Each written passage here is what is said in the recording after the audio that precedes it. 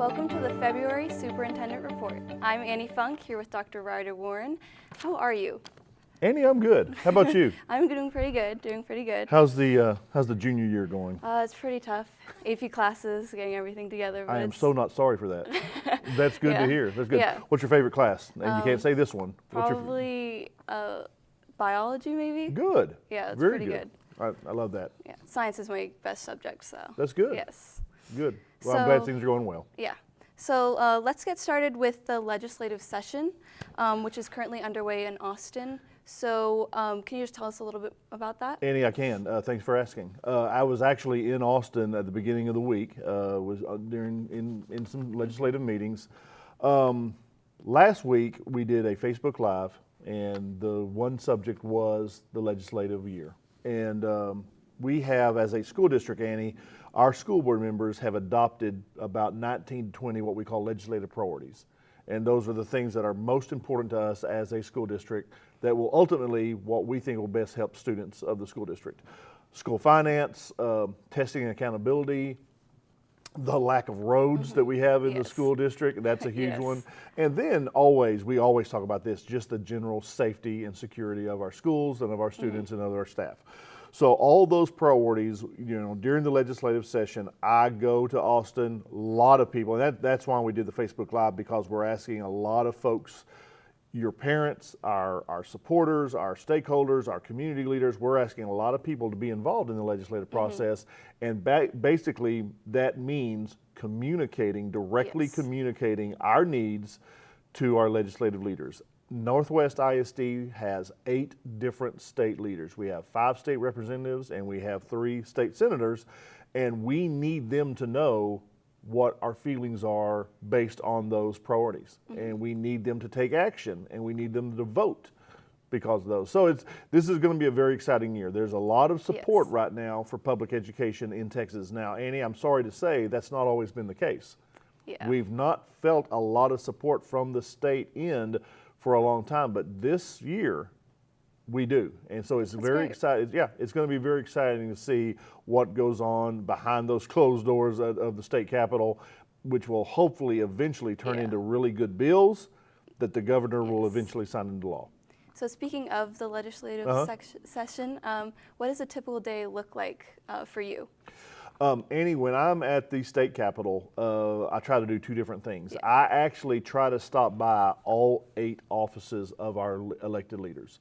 They're good people. They really are. They're homegrown people, and they do their best to represent us. So I just make sure that I have really good relationships with them. We don't agree on everything out there. We don't. That's not real world. But they need to know what my stance is. And then one of the most important things that I do, Annie, is I either attend or I actually participate in hearings. That's, if you know the legislative process, go back to your Texas history classes and your government classes. The real work in our state legislature gets done in the hearings that they have. Every representative, every state senator is a part of a committee. The 2 most important committees for the school district are the House and the Senate Education Committees. So I go to those committee meetings depending on what the subject that they're talking about, and if it's something that I can contribute from the Northwest ISD point of view, I actually sign up to testify.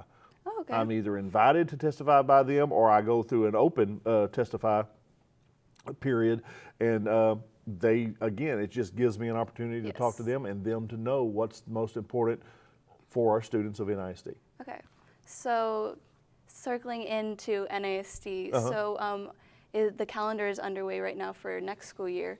So we do. Okay, I just talked about committees at the state level. Well, we actually have a lot of committees at the school district level.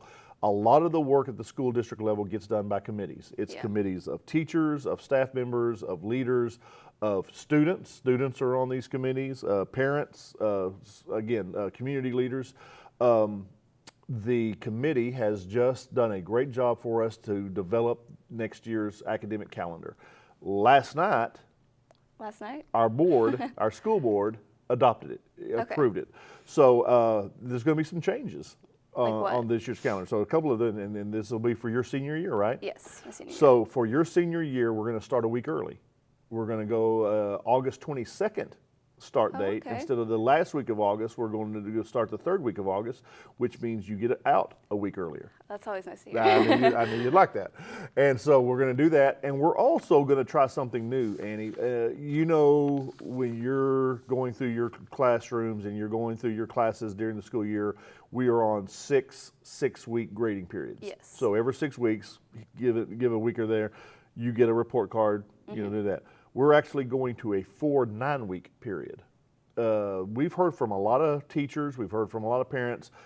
The start of school is always crazy. Yeah. I mean, you know that. Yes. You've been doing this a long time.